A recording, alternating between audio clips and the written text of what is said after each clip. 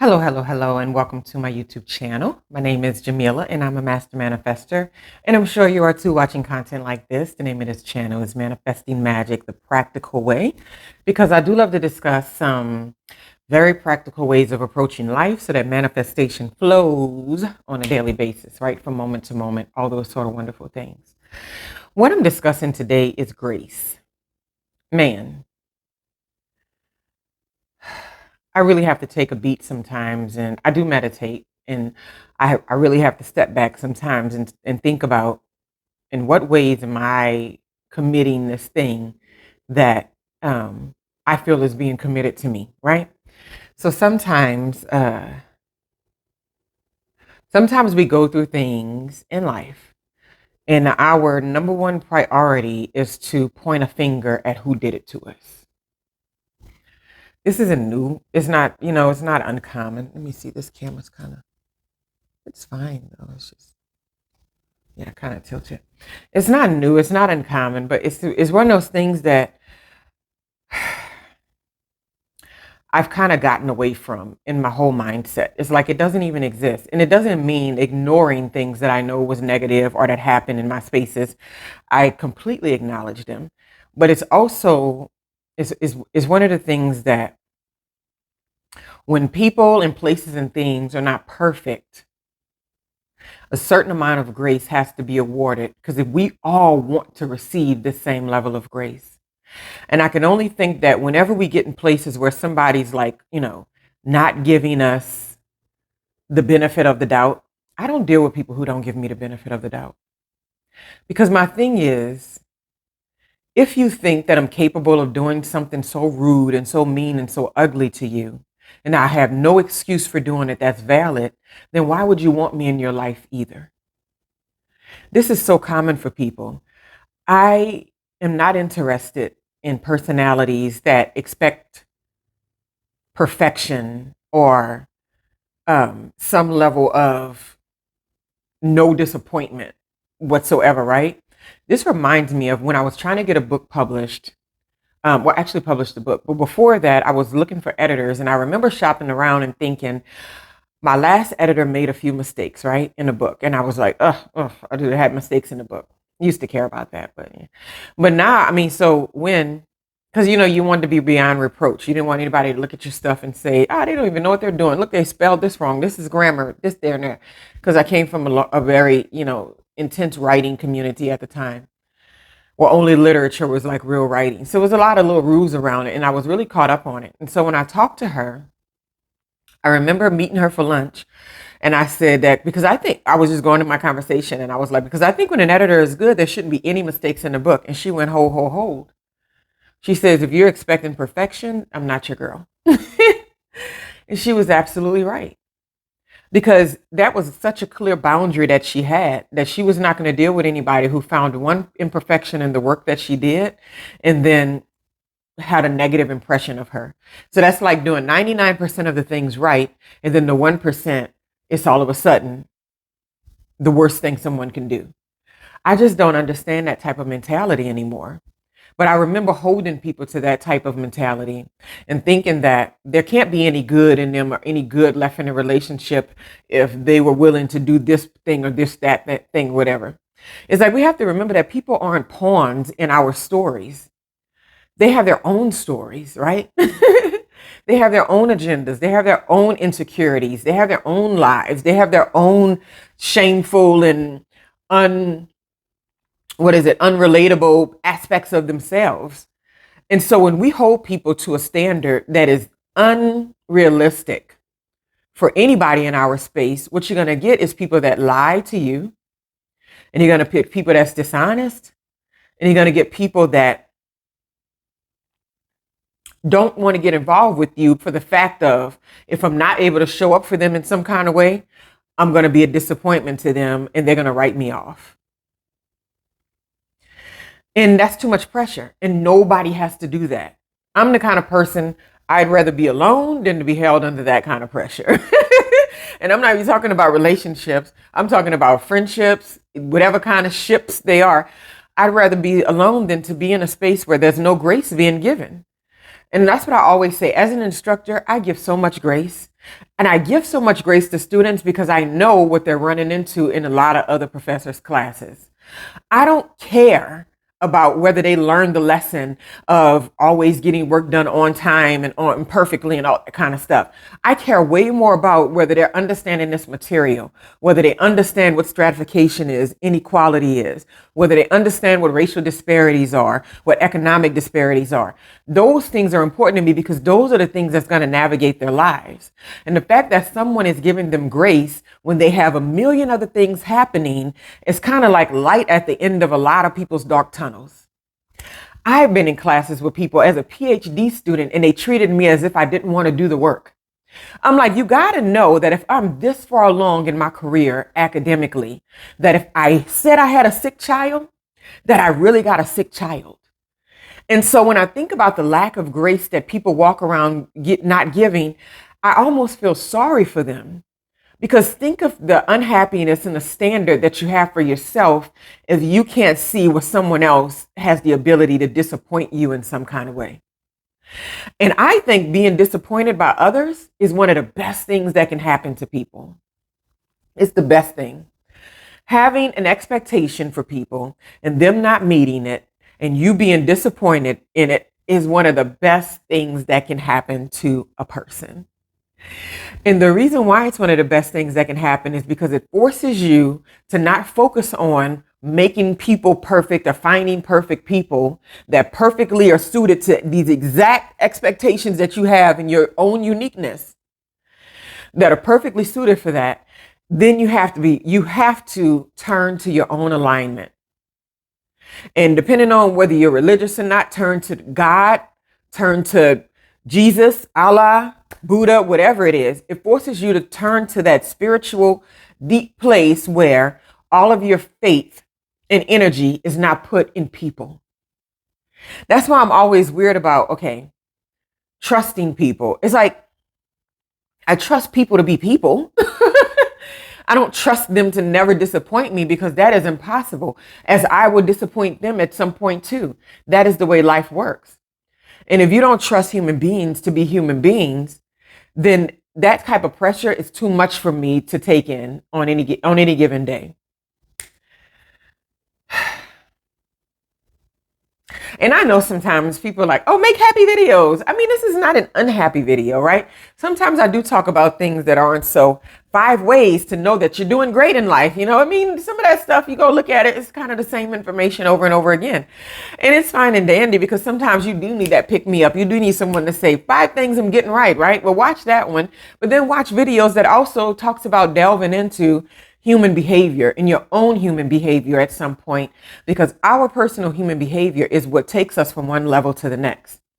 We can talk about money all day. We can talk about getting a perfect husband or the perfect wife. We can talk about having perfect children. We can talk about being perfect fitness. We can talk about traveling the world. We can talk about all that amazing stuff. But if your personal character and your personal doctrines, as I like to call them, or your values or your rules and your belief systems are not in a space where other people have the ability to be human, they have the ability to mess up, they have the ability to not be great and still be useful to you to some degree and still be beautiful to you to some degree, then that's just not going to work. It's not going to take you into the spaces where that type of grace is needed. And I know this. I mean, I've seen it too many times, right? We like to hold other people to this unlivable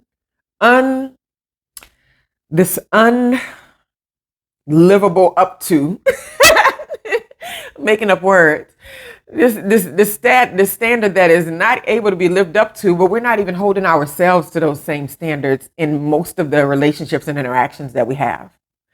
And some of us feel that we are, when really we're just not interacting with people on any deep levels. So when you start interacting with people on deep levels, when it get past the shallowness, when it gets past the I'm not perfect thing, you're not perfect thing, we can't blame anybody for the results that we have in our lives at this point. We're all over 40. We should all be looking inside and all that.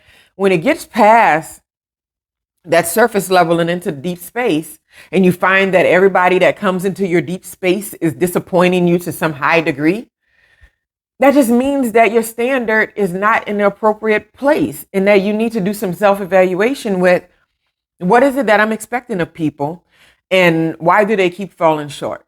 Now, this is not to say that you can't have people in your space who are not meeting the standard for you. I'm a firm believer that you should always be able to create the type of spaces that you want to live in and be around and be a part of. But don't bring people into your space without the expectation that someday they may be, do, or say, or act out in some kind of way that you're going to be disappointed in. And when that thing happens, you'll know that you're in the right place when you have grace for them. When you don't have any grace for them, that's a lot of work that needs to be done in that area. Like, writing people off for not getting it right, And you experience this and you really, really get it when you have to deal with people who are in-laws or people who are on the other side of the family when a marriage or a relationship didn't work out. And you're able to do this without bad-mouthing the other person and without you being bad-mouthed. Because I can honestly say that that's what I've experienced. Early on, there was a lot of negativity with the beginning of the split. But as the years went by, my daughter, they never came back with any bad mouth things to say about me or any negative conversations. And that's not to say that it wasn't being heard or had or being felt. But on my end, I was always just honest about things at the level at which I thought that they could understand. And I never have anything that's like awful or bashing to say. But at the end of the day, what was being given out and what was being shared wasn't working for me.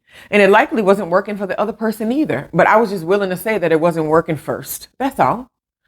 And so at the end of the day, you have to keep interacting with people and you don't have a choice. You have to grow up and realize that all interactions and all people's behaviors are not always about you. Like when they make a decision that you're on the wrong side of, it may not have been about you. Maybe you were just in that place at that particular time and happened to get the backlash of it. That is the way it works in this world.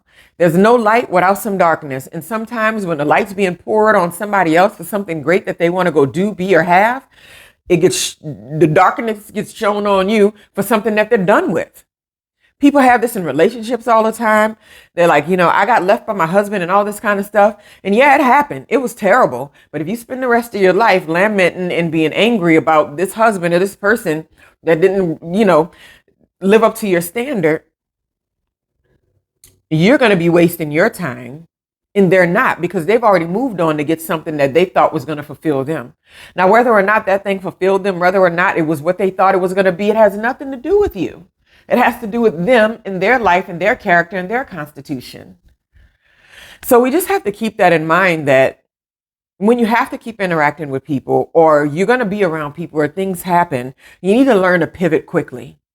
Because if you're not pivoting quickly, that's just another version of holding on to a little bit more baggage that you're going to try to take up those stairs of improvement, and it's going to be harder to dredge it along, right?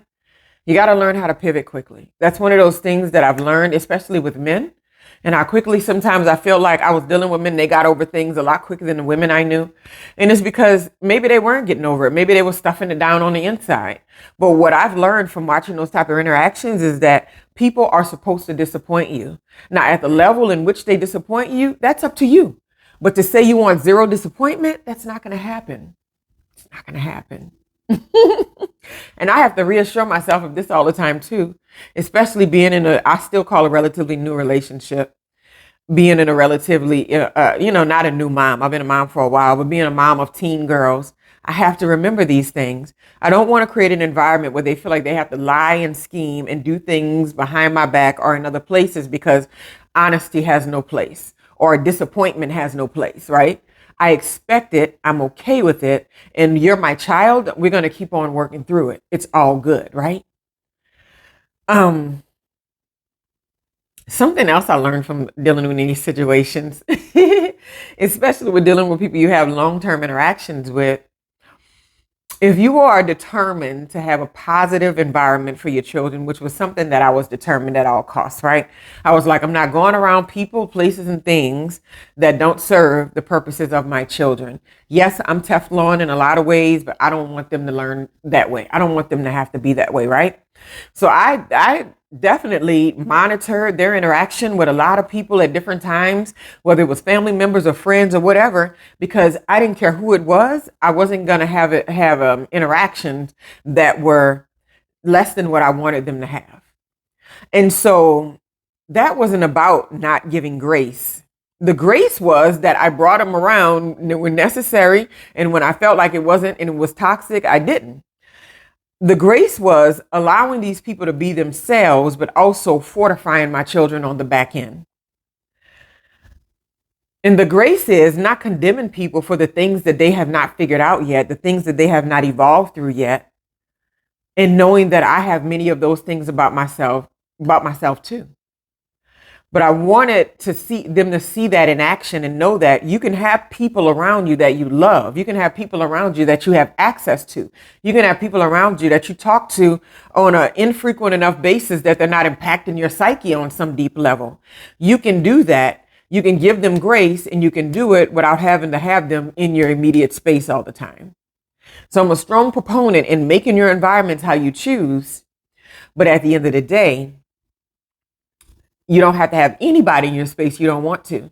But your reasoning for not having them in your space should not be built on some type of a bitterness, some type of a writing them off, some type of any ill feelings or negativity. It can't be built on that. When you know that you are over something and you are not blaming someone, when you are giving sufficient grace and you are in a place where you can give and receive grace to others, is when you feel neutral, completely neutral about anything that they've done to you in the past or anything that you felt like you were angry about in the past. You feel completely neutral because you just understand that people are people. People are people. And I love when I can think back on something and think back on a person and their effects on me and what I thought they did and all that. And I'm like completely neutral. And I'm like, this feels good.